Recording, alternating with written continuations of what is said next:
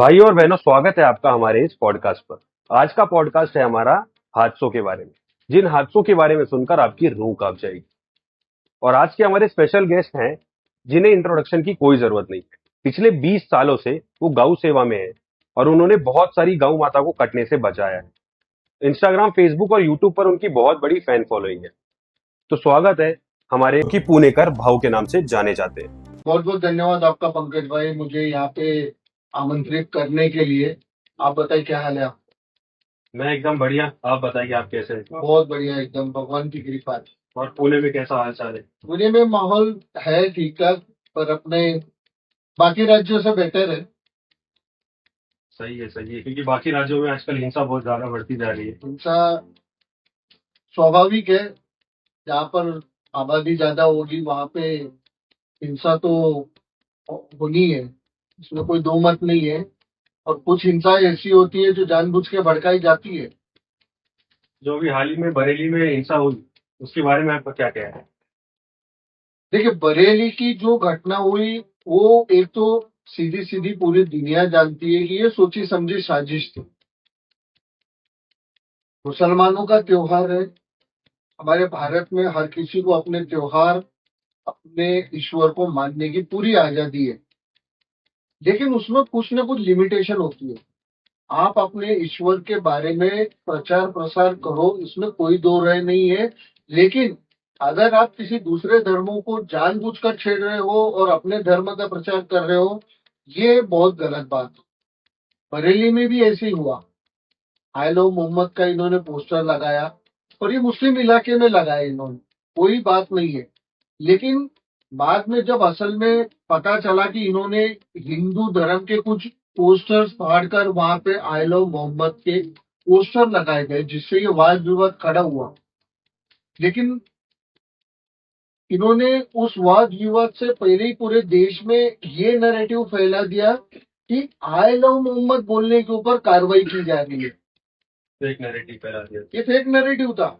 Actually में वैसे देखा जाए तो ये उससे कोई लेना देना था ही नहीं।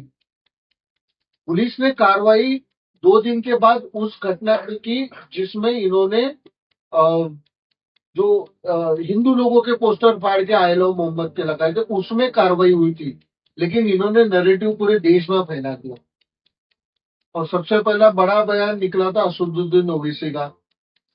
उसने बोला, सो मतलब मीडिया के थ्रू की आई लव मोहम्मद बोलने के ऊपर कार्रवाई की जा रही है। एक्चुअली ऐसा कुछ भी नहीं था। तो ये तो फेक नैरेटिव था। दूसरी बात, तौकीर रजा वहां का जो है, उनका जो मौलाना है, मुझे ऐसे क्यों लग रहा था कि ये उसकी प्री प्लानिंग थी, पहले से पूरी साजिश की हुई थी। क्योंकि देखिए, जब पुलिस ने कार्रवाई की, जब लोगों को पकड़ा गया, सोचिए उनके पास में पहले से हथियार है, पहले से देसी कट्टे हैं, पेट्रोल पंप इन्होंने बना के रखा। तो आप मेरे को बताओ, ये सोची समझी साजिश नहीं तो और क्या है? पूरा देश जलाने की साजिश थी। क्योंकि क्या है कि उत्तर प्रदेश में योगी जी का प्रशासन है, वहां पे अब कोई घटनाएं जो होनी, जो पहले होती थी, अब वो है नहीं। माफिया सारे खत्म हो चुके हैं। तो अब इनके पास में उन्माद मचाने के लिए यही एक रहा कि धर्म के रास्ते से ही ये लोग करवाना चाहते हैं। इनका मेन मुद्दा ये है कि योगी जी की सत्ता को वहां से हटाया जाए। उसके लिए क्या कर सकते हैं? क्योंकि मुसलमान योगी को पसंद भी करता है, कुछ नहीं भी पसंद करते हैं। और ये बात कुछ मुसलमानों को खटती है, खास करके जो मौलाना रहते हैं। वो लोग ये राह में रहते कि कैसे दंगा और उत्पात मचाया जाए। क्योंकि 2017 से अब तक के वहां पे दंगे बिल्कुल भी नहीं हुए, जबकि वहां पहले हर 20 दिन में एक दंगा होता था। तो मेन कारण ये है कि पूरे देश में आग लगाने का मेन कारण ये है कि झूठ नैरेटिव ये पूरे देश में फैलाया जाए। तुम्हें मोहम्मद से प्यार है, कोई बात नहीं है, हम इस चीज का सम्मान करते हैं। हमें भगवान श्री राम, हमें महादेव से प्यार है, हम अपने तरफ रखते हैं। आपको जिस तरीके से रखना है वो आप रख सकते हैं। लेकिन दंगे की आड़ में तुम देख रहे हो कि आई लव मोहम्मद का, ठीक है, आप प्रचार कर रहे हो, आप सर तन से जुदा के नारे क्यों लगा रहे हो? आई लव मोहम्मद का और सर तन से जुदा का क्या मेल जोल है? ना किसी ने मोहम्मद साहब की बैरतवी की है, ना उनको किसी ने गलत बोला है। जो पोस्टर लगाया था ना उसके ऊपर कोई कार्रवाई हुई, फिर क्या मतलब आता है? अच्छा, दूसरी बात ये है, ये जब भी ऐसे कोई दंगे फसाद करते हैं, ये बच्चे और औरतों को आगे कर देते हैं, खुद पीछे रहते हैं। फिर सारी दुनिया को वीडियो बना के दिखाते हैं कि बच्चों पे और औरतों पे जुल्म हो रहा है हमारे। भारत सरकार कुछ नहीं करती। सही है। तो ये जो नैरेटिव ये फैलाते हैं ना, इसकी पूरी प्री प्लानिंग होती है। पेट्रोल पंप क्या 2 मिनट में बन जाएगा? पुलिस वालों के ऊपर हमला किया गया। आप देखिए गुजरात में पुलिस वालों को दौड़ा दौड़ा कर पीटा। ये सोचिए संजीव साहब, साजिश है। आई लव मोहम्मद के नाम से गुजरात में दंगे हो गए। एक हिंदू आदमी ने I love Mohammad, I love, एक हिंदू आदमी ने आई लव महादेव का स्टेटस रखा। मुस्लिमों की भीड़ ने उसके घर में जाकर पूरा घर जला दिया, गरबा पंडाल को आग लगा दी। तो ये जो घटनाएं हो रही है ना, ये सोची समझी साजिश है। अभी हाल ही में पूरे इंडिया में बंगाल फाइल्स रिलीज हुई, लेकिन ममता बनर्जी ने बंगाल में वो मूवी रिलीज होने नहीं दी। देखिए, घटना बंगाल से जुड़ी हुई है। ममता के हिसाब से कि बंगाल को बदनाम करने की कोशिश की जा रही है। लेकिन क्या ममता सरकार इतिहास को मिटा सकती है? नहीं मिटा सकती। 1946 में जिन्ना ने मांग की अलग देश चाहिए हमें, पाकिस्तान। ब्रिटिश ने मना कर दिया कि भाई हम तुम्हारी ये मांग पूरी नहीं कर सकते। लेकिन बंटवारे के लिए गांधी तैयार हो गए, नेहरू तैयार हो गए। लेकिन ब्रिटिश राज था 1946 में, उन्होंने मना कर दिया।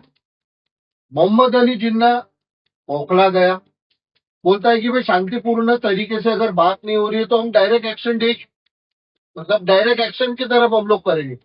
ये कूटनीतिक तरीके से उन्होंने वहां पे हिंसा फैलाई। इसमें हजारों हिंदू मारे गए, हजारों महिलाओं के साथ में बलात्कार किया गया वहां पे। हिंदू पलायन होने पर मजबूर किया गया। और इसमें ना गांधी कुछ बोला ना नेहरू कुछ बोला। और जब उनको पता चला कि ये माहौल खराब हो गया है, हजारों हिंदू मारे जा रहे हैं, तब जाकर उन्होंने जिन्ना को परमिशन दी कि ठीक है, हम तुम्हारी बात मानते हैं, तुमको अलग देश देने की हम लोग जो भी है वकालत करते हैं। वो एग्री करते हैं इस बात की। लेकिन इस बात को एग्री करवाने के लिए हजारों हिंदुओं ने अपनी जान दे दी। तो ये कैसा न्याय हुआ? आप फिल्म फिल्म मैंने भी देखी है। आप यकीन नहीं करोगे, मैंने 1 घंटे के बाद में, जो 3 घंटे की फिल्म है, मैंने 1.5 घंटे के बाद में मेरी हिम्मत नहीं हुई उस फिल्म को देखने की। मैं आपको लिटरली बताता हूँ कि एक एक घटना उसमें सत्य बताइए कि उस दिन क्या क्या हुआ था, किस तरीके से लोगों को मारा गया था। आपकी रूह कांप जाएगी। मैंने खुद वो फिल्म में देखा, कोई भी एक चीज नहीं। और अच्छा, उस पूरे फिल्म में है ना, एक सत्य वाकया जो उसमें बताया है कि जब महात्मा गांधी के सामने कहा जाता है कि आ, महिलाओं के बारे में, जब उनके साथ में ऐसे जब बलात्कार जैसी घटनाएं हुई, तो गांधी का कहना था कि ऐसे महिलाओं को जहर खा लेना चाहिए, या तो अपनी जीभ जो अपनी टंग होती है उसको दबाकर मर जाना चाहिए। इतनी घटिया सोच जब इस गांधी की हो सकती है महिलाओं के प्रति, इस देश के हिंदुओं के प्रति। और ये सारी घटनाएं उसमें फिल्म में सत्य बताई। अग्निहोत्री जी ने इसके पहले जब कश्मीर फाइल्स बनाई थी, उसमें भी उन्होंने वही बताया था कि टिक्कू जी की कैसे आरी से काटकर हत्या कर दी गई थी, हिंदू ने कैसे पलायन किया गया था, मस्जिदों से जोर जोर से अनाउंसमेंट किया गया था। तो ये जो प्रोपोगेंडा है ना, ये हमेशा से हिंदुओं के खिलाफ में रहा है। ममता बनर्जी ये सिर्फ मुसलमानों के भरोसे पर वहां सत्ता बनाते आई है, और ये अब चाहती है कि बंगाल से हिंदू धीरे धीरे घटते जाए, वहां मुसलमान बढ़ते जाए। ये प्रोपोगेंडा फिल्म बताती है, लेकिन इसमें कोई प्रोपोगेंडा नहीं था। ये सच्ची घटना पे आधारित है। देश में फिल्में में देश में जो फिल्में बन रही है ये सच्ची घटनाओं पे बन रही है, वरना सेंसर बोर्ड इसे कैसे परमिशन देता?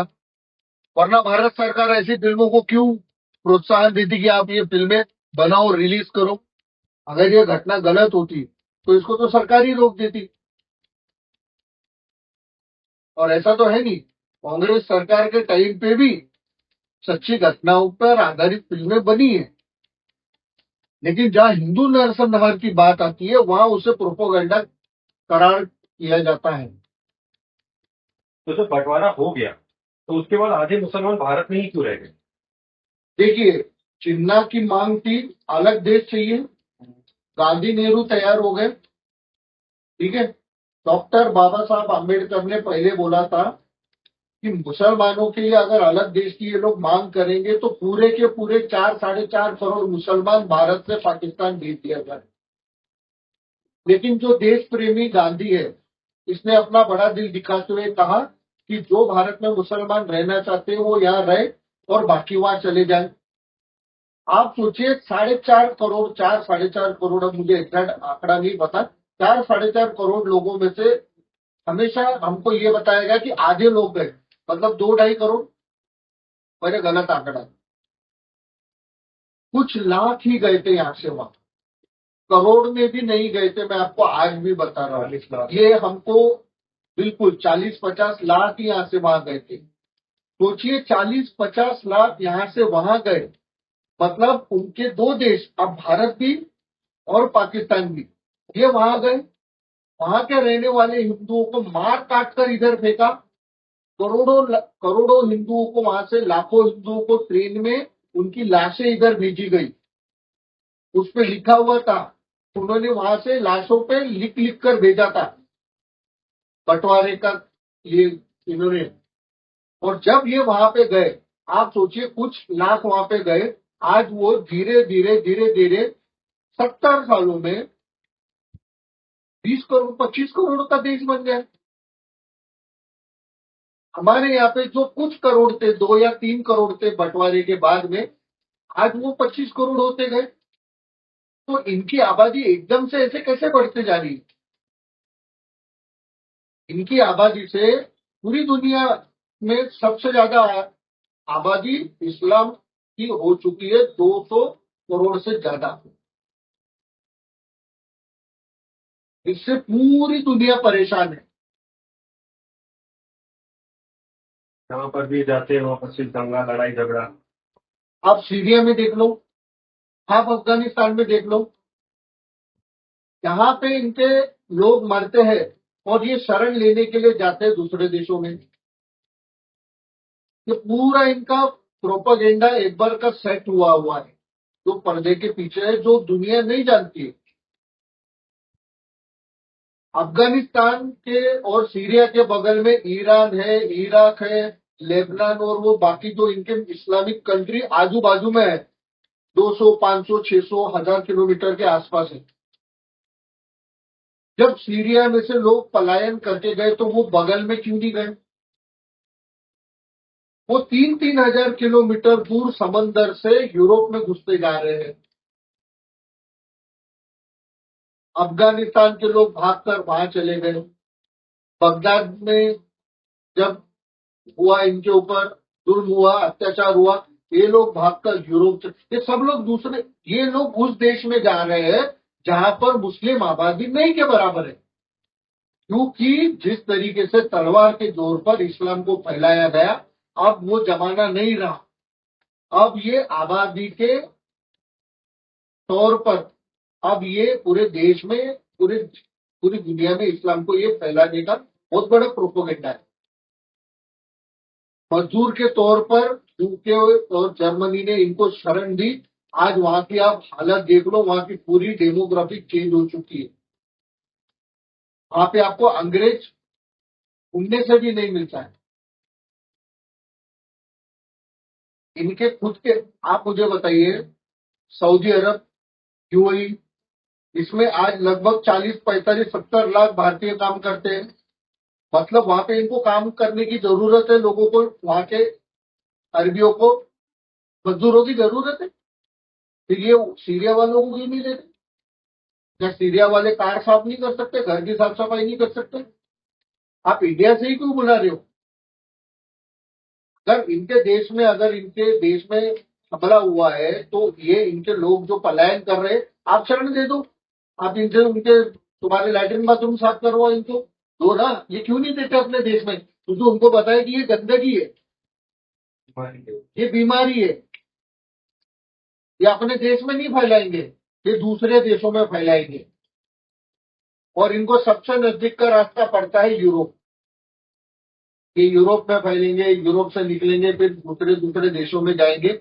आप देखते जाइए, ये पूरा प्रोपेगेंडा है इनका। इस पूरी दुनिया में इस्लाम का राज्य कायम करने का ये बहुत बड़ा षड्यंत्र है। प्यू रिसर्च ने बताया है कि जिस तरीके से मुसलमानों की, मतलब इन लोगों की जिस तरीके से आबादी इस दुनिया में बढ़ रही है, आने वाले 100 सालों में ये ऑलमोस्ट पूरी दुनिया पे कब्जा कर चुके हैं। और ये चिंता का विषय है, और ये भारत सरकार को भी समझना चाहिए। बांग्लादेशी घुस रहे हैं, रोहिंग्या घुस रहे हैं। ये धीरे धीरे आबादी बढ़ाकर इस देश के संसाधनों पर घड़ी घड़ी अपना हक जता रहे हैं, और इनको साथ देने के लिए ममता बनर्जी जैसे ही लोग जिम्मेदार हैं। वरना अगर ये देश सिर्फ हिंदुओं का होता तो यहाँ हिंसाएं होती नहीं। खास करके तो धर्म के नाम पर नहीं होती। जातियों में मतभेद होना एक अलग बात होती है, लेकिन जिस तरीके से ये दूसरे देशों में पलायन कर रहे हैं, अपनी आबादी बढ़ा रहे हैं, और इस देश को भी दारुल उलूम जैसा ये लोग जो है, इनका पूरा प्रोपोगेंडा सेट।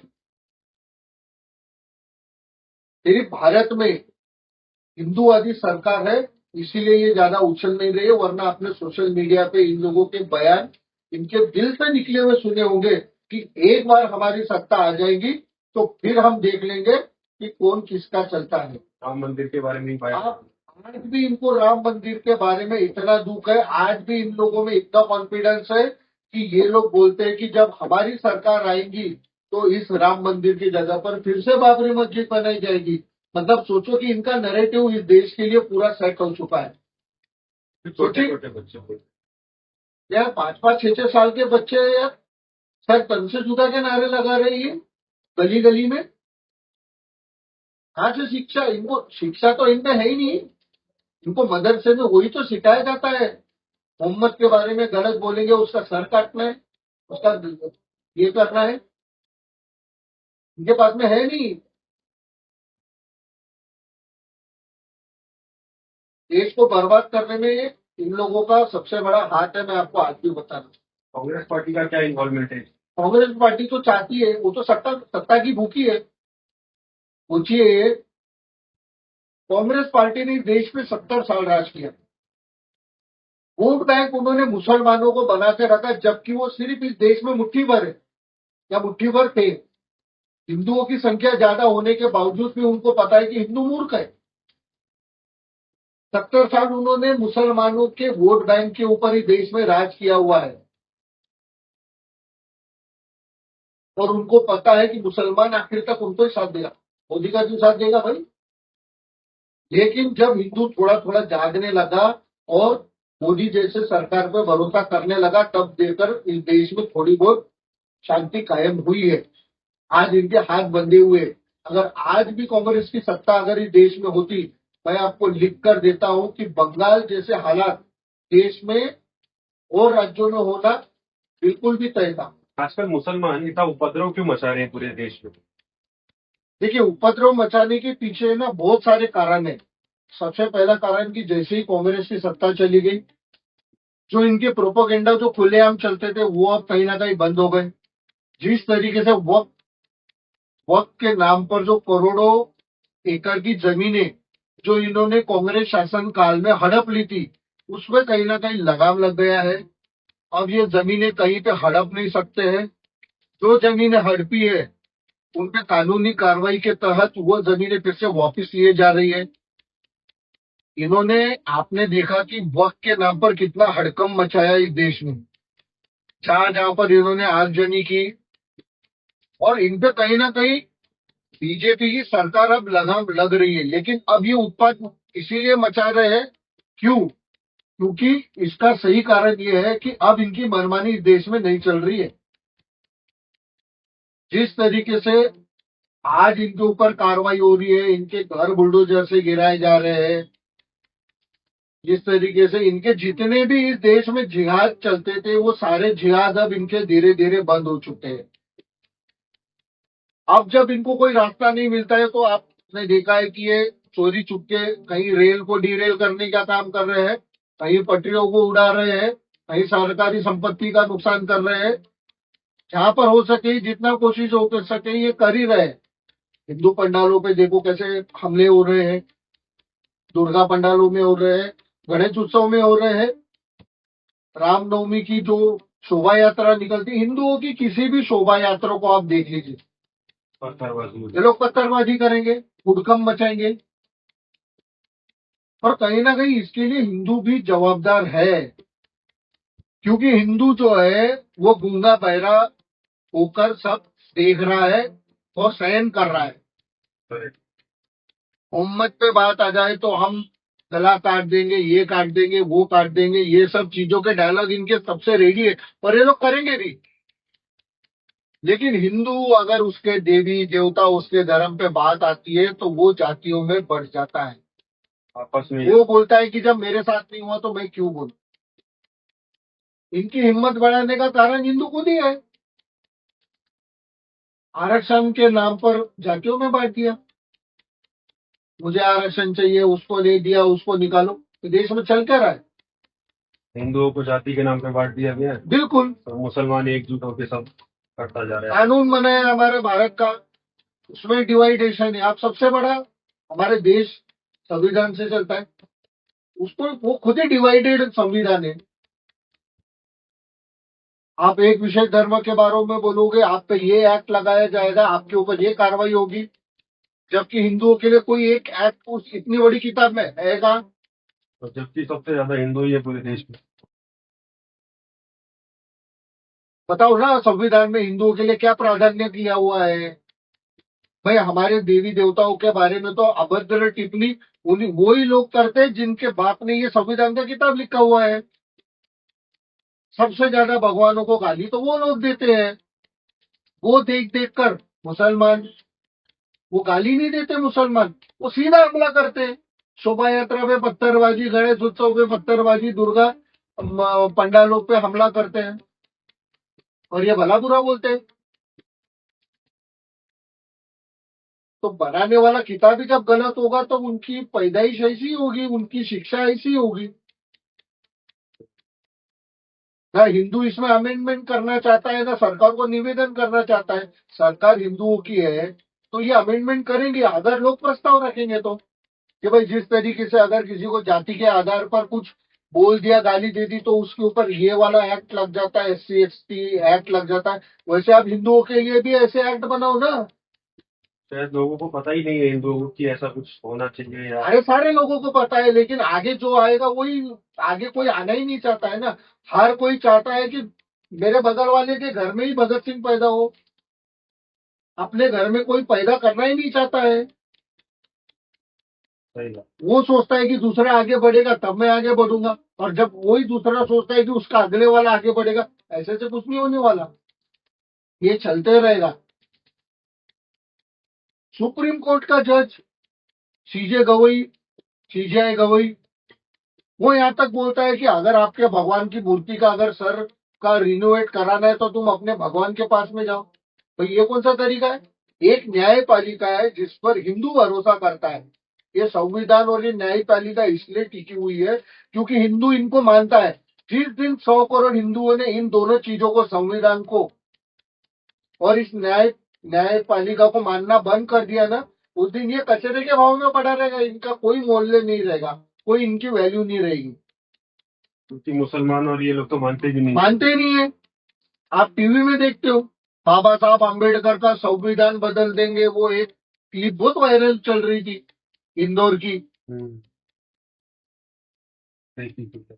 हिंदुओं के लिए कोई एक्ट, कोई इनके कुछ नहीं है। हालांकि ये जितने भी हिंदू धर्म छोड़कर बाकी लोग हैं, ये उन्हीं मंदिर, उन्हीं भगवानों के पैसों के बदौलत इस देश में पल रहे हैं।